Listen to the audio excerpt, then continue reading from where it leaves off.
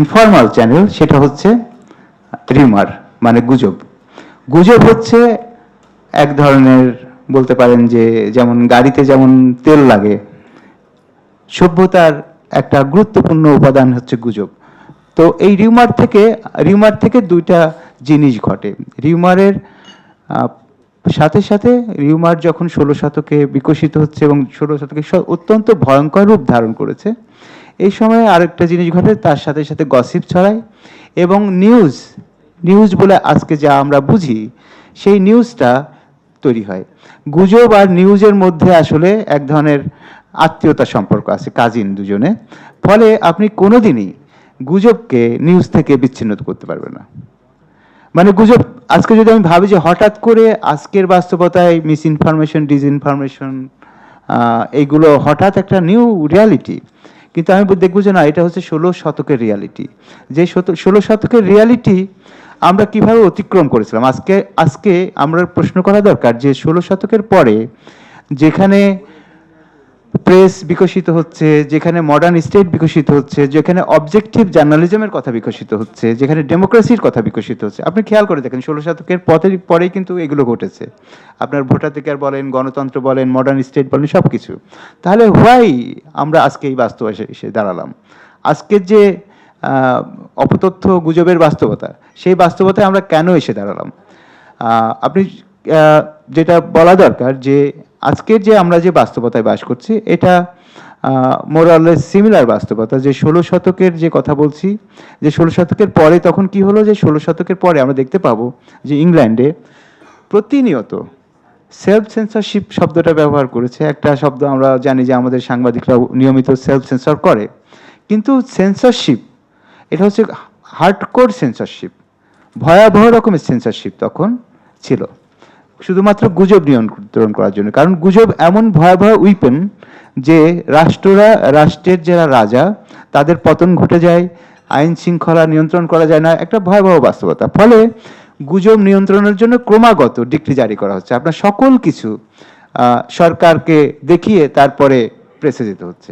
Even একটা news, even একটা title, even যে কোনো বই, ইভেন একটা প্যাম্পলেট যদি আপনি ছাপেন, সেটা সরকারের অনুমোদন নিতে হবে।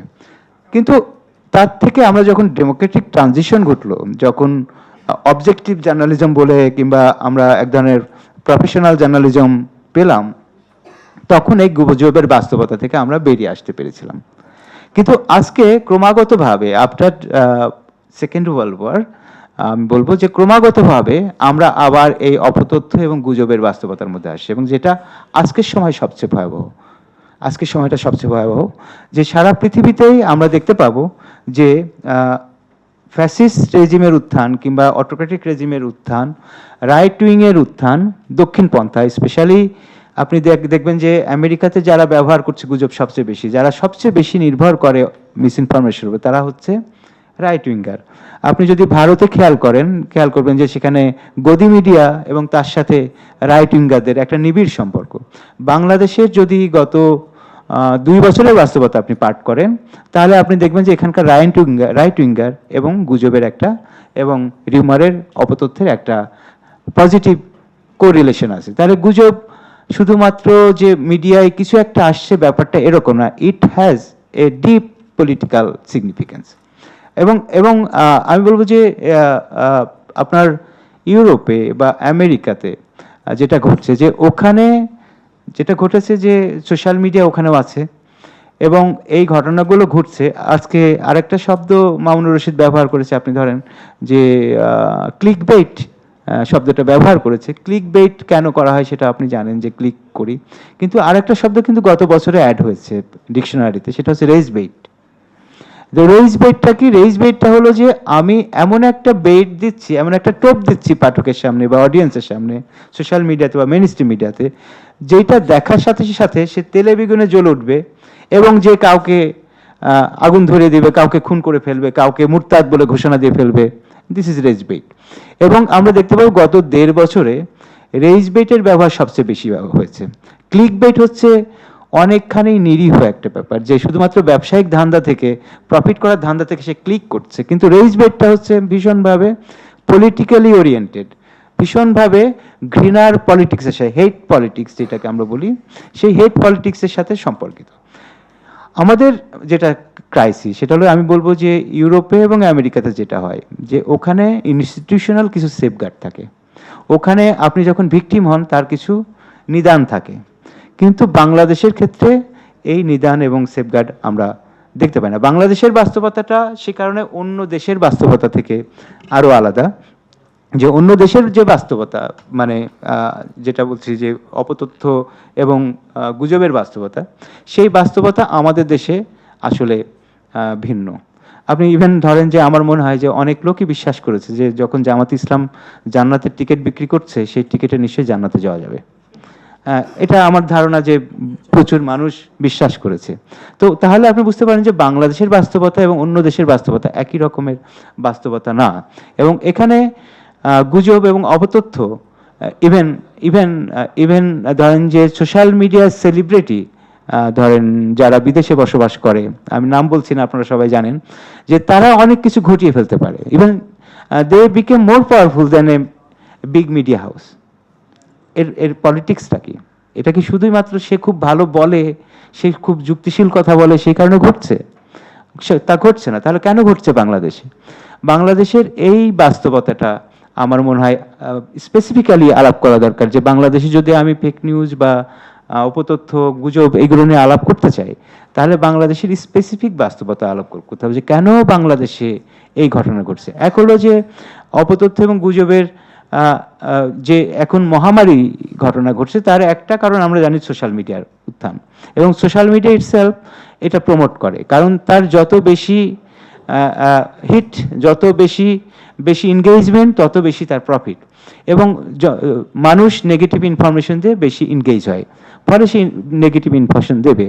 এবং কিন্তু যেটা করছে যে আমাদের মেইন স্ট্রিম মিডিয়াও এই নেগেটিভ ইনফরমেশনগুলোকে ইউজ করছে। এবং কেন করছে? বাংলাদেশের ক্ষেত্রে আপনি যদি স্পেসিফিক বাস্তবতা খেয়াল করেন, যে বাংলাদেশে যে আমরা বাংলাদেশে আমাদের অনেকগুলো লিমিটেশন দেখা যায়। যে এক হচ্ছে যে আমাদের সাংবাদিকতা খুবই একটা অদ্ভুত উঠের পিঠে সওয়ার হয়ে আছে বহুদিন থেকেই, এবং এই সাংবাদিকতার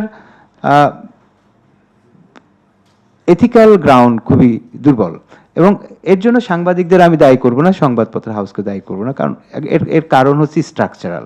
যে এক হচ্ছে যে আমি মনে করি যে এখানকার যে লুম্পেন বুর্জোয়া শ্রেণী যারা এখানে মিডিয়া হাউসগুলোর মালিক হয়েছে, সেই মিডিয়া হাউসগুলোর মালিকগুলো মিডিয়াগুলো খোলে ব্যবসা করার জন্য না, ইভেন সাংবাদিকতা করার জন্যও না, সে খোলে আসলে পলিটিক্যাল পাওয়ার গেইন করার জন্য, অথবা তার অন্যান্য যে অসৎ ব্যবসা আছে সেই অসৎ ব্যবসাকে পাহারা দেওয়ার জন্য। ফলে তার মিডিয়া হাউসের সংবাদকর্মীর কাজ কিন্তু সাংবাদিকতা করা না, মূলত দালালি করা। এটা একটা মেজর কারণ। যে এবং আপনি দেখবেন যে সাংবাদিক এবং গোয়েন্দা সংস্থা এবং সরকারের মধ্যে আসলে এক ধরনের ঘনিষ্ঠ সম্পর্ক আছে, যেটা থাকার কথা ছিল হচ্ছে বিরুদ্ধ সম্পর্ক। যে সরকারের সাথে সাংবাদিকের সম্পর্ক কিন্তু মিত্রতার না, শত্রুতার হওয়ার কথা। কিন্তু আপনি দেখবেন যে সাংবাদিক এবং সরকার হচ্ছে ভীষণ মিত্র। যেমন ধরেন যে আগের আমলেও আমরা দেখেছি যে যে সাংবাদিকরা কিভাবে শেখ হাসিনাকে গাইড করেছে। শেখ হাসিনা অনেক কিছু করতে চায়নি, সেগুলো শেখ হাসিনাকে করানো হয়েছে, সাংবাদিকরা করেছে। আমার আশঙ্কা হয় যে এই সময় সাংবাদিকরা আবার আমাদের প্রধানমন্ত্রী এবং আমাদের সরকারকে দিয়েও এই একই কাণ্ড কারখানা করিয়ে ফেলতে পারে, যেটা ডিজাস্টারাস, যেটা হবে হচ্ছে আমাদের জনগণের জন্য ভীষণ ক্ষতিকর।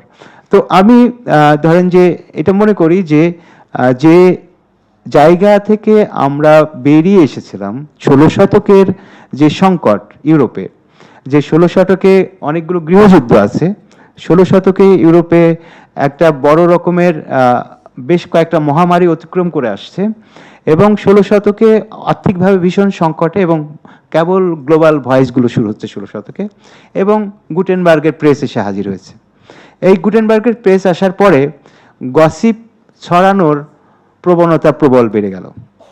তারও 150 থেকে 200 বছর বাদে আমরা গসিপি মুক্ত একটা মিডিয়া চেহারা দেখতে পেলাম, মানে আফটার ইন্ডাস্ট্রিয়াল রেভলিউশন। কিন্তু সেই বাস্তবতা থেকে আর 200 বছর পার হতে হতেই আজকে আমরা এমন এক জায়গায় এসে দাঁড়িয়েছি যেখানে নিউজ যে কোনটা নিউজ আর কোনটা নিউজ না, এই সেন্সই আমার আর প্রপারলি কাজ করছে না। এবং এবং কোনটা আসলে জনস্বার্থে কিংবা একটা মিডিয়াতে প্রকাশিত হওয়া দরকার এবং কোনটা প্রকাশিত হওয়া দরকার না, সেই সেন্স কাজ করছে না। আমার মেইন স্ট্রিমের সাথে সোশ্যাল মিডিয়ার রিলেশন কি দাঁড়াবে, মানে একটা তো স্পেসিফিক রিলেশন থাকা, একটা স্পষ্ট রিলেশন থাকা দরকার।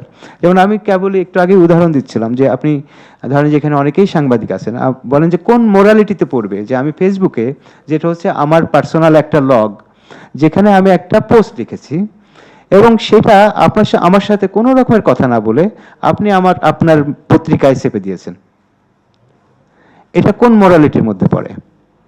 ভালো হোক আর মন্দ হোক, আমি ভালো কথা বলি আর মন্দ কথা বলি, কিন্তু আপনি তো চেপে দিতে পারেন না। আপনাকে প্রথমে আমার সাথে কথা বলতে হবে যে আমার কথাগুলো আমি ছাপতে দেবো কিনা। এই যে নৈতিক জায়গাগুলো, আমার মনে হয় যে এই নৈতিক জায়গাগুলো আমাদের বিচারে নেওয়া দরকার। এবং দ্বিতীয়ত আরেকটা জিনিস আমি খুবই ইম্পর্টেন্টলি, এখানে যেহেতু সরকারের একজন নীতি নির্ধারণী পর্যায়ের ব্যক্তিত্ব আছেন, আমি বলতে চাই যে আমাদের পুলিশ ব্যবস্থা নিয়ে ভাবা দরকার। আমরা পুলিশ ব্যবস্থা নিয়ে ট্রেডিশনাল পুলিশ আমরা ভাবি, পুলিশিং যেটা হচ্ছে যে যেভাবে চলে, তার সাথে আমরা একটা ইউনিট গড়ে দিয়েছি সাইবার পুলিশ। কিন্তু সেই সাইবার পুলিশের কোনো ক্যাপাসিটি নাই যে গত 1.5 বছরে বা 2 বছরে যা প্রোপাগান্ডা ঘটেছে তার 1% ধরার ক্যাপাসিটি তাদের আমরা দেখতে পাই নাই। এবং যেটা বলা যায় যে ঘটনা ঘটে যাওয়ার পরেও তারা মানে সেটা মানে প্রতিকার করতে পারেনি।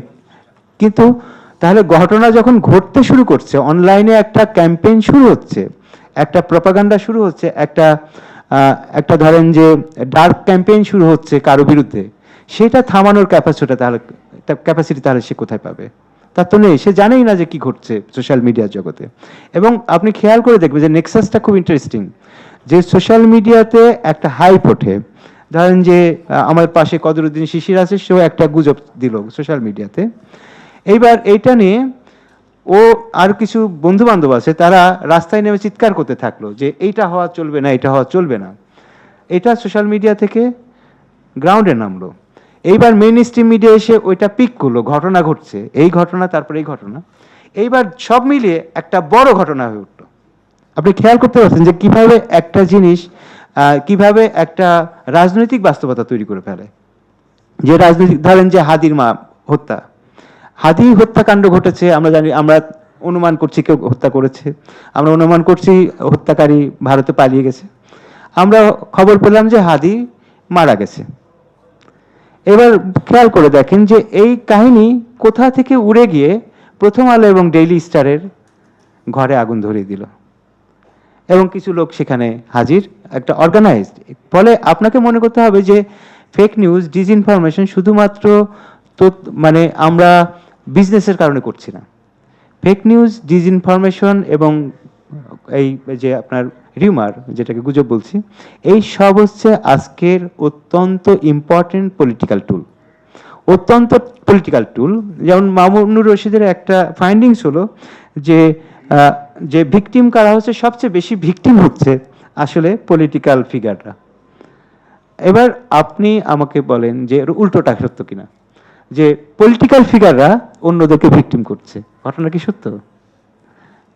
ব্যাপারটা তাই, কারণ এই পলিটিক্যাল ফিগারদেরকে ভিকটিম করছে অন্য কোনো পলিটিক্যাল ফিগার।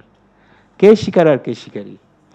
শিকারী কখন যখন স্বীকার করতে পারছে না, তখন অন্য কেউ তাকে স্বীকার করছে। আমি যেমন সাংবাদিকদের সাথে কথা, আমার বই নিয়ে যখন কাজ করলাম, শিকারী সাংবাদিকতার উত্থান পর্ব, তখন একটাই ফাইন্ডিংস খুব ইন্টারেস্টিং ছিল যে সিনিয়র সাংবাদিকরা বলছেন যে আমরা